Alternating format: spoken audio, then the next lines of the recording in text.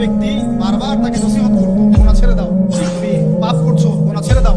তখন সেই ব্যক্তি যে পাপ করছে সে বলতো যে আল্লাহ কি তোমাকে আমার রক্ষক বানিয়েছেন? আল্লাহ কি তোমাকে আমার উপর দারোগা বানিয়েছেন? আমাকে আল্লাহর হাতে ছেড়ে দাও, আমাকে নসিহত করতে শোনা।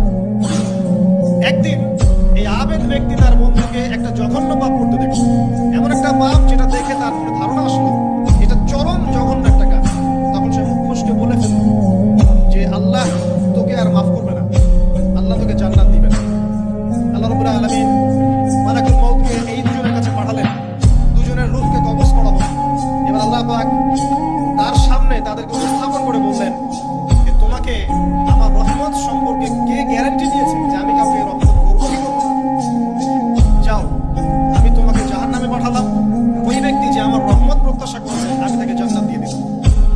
দেখুন, এই হাদিসটা শুনলে মনে হয় বাহ্যিক হয়তো বা মুখের একটা কথার কারণেই সে জাহান্নামে চলে গেল। আসলে বিষয়টা আমি আপনাকে বোঝাচ্ছি। বিষয়টা হচ্ছে ইবলিসের মতো। ইবলিস কিন্তু শুধু মন থেকেই বলেনি যে খলাকতানি মিন নার ওয়া খলাকতাহু মিন তিন, আমি কেন তাকে সাজদা করব আদমকে? আদম তো মাটির তৈরি আর আমি তো আগুনের তৈরি। এটা ইবলিসের শুধু মৌখিক স্টেটমেন্ট ছিল না, কারণ কি ছিল? আবা ওয়াস্তাকবারা, সে উদ্ধত হয়েছিল, অহংকার প্রদর্শন করেছিল। ভিতর থেকে ইন্টারনালি সে অহংকারী ছিল, সে আন্ডারএস্টিমেট করে কথাটা বলেছে, শুধু মৌখিকভাবে বলে নাই। কিন্তু ঠিক এই ব্যক্তির ঘটনা এমনই, সে মন থেকে অহংকারী হয়ে উঠেছিল, যদিও বা সে আবেদ ছিল। এখানে আমরা যারা প্র্যাকটিসিং মুসলিম হওয়ার চেষ্টা করছি আমাদের জন্য এখানে নিদর্শন আছে। অযথা নামাজ পড়েই ভেবে বসবেন না যে অনেক কিছু করে ফেলছি, এক চিল্লা দিয়ে মনে করে ফেলবেন না যে দিনের জন্য অনেক কিছু করে ফেলছি।